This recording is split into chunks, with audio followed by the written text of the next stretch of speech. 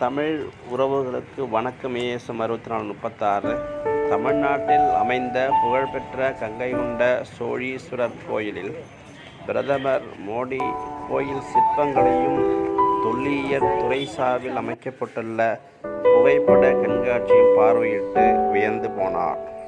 கங்கைகொண்ட சோழபுரம் கோவில் யார் கட்டியது? ராஜேந்திர சோழனின் கங்கை பயணம் அவனது ஆட்சியின் 11வது நூற்றாண்டில் மேற்கொள்ளப்பட்டது.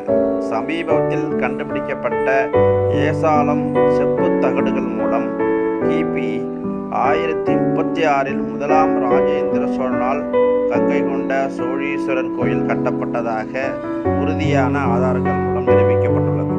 கங்கைகொண்ட சோழபுரம் எங்கு அமைந்துள்ளது? கங்கைகொண்ட சோழபுரம் அல்லது கங்கைகொண்ட சோழீஸ்வரர் கோயில் தமிழ்நாட்டில் அரியலூர் மாவட்டத்தில் அமைந்துள்ளது.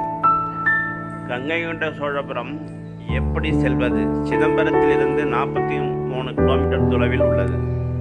கங்கைகொண்ட சோழன் யார், ஏன்? இது கங்கைகொண்ட சோழபுரம் என்ற ஊரில் முதலாம் ராஜேந்திர சோழனால் கட்டப்பட்டது.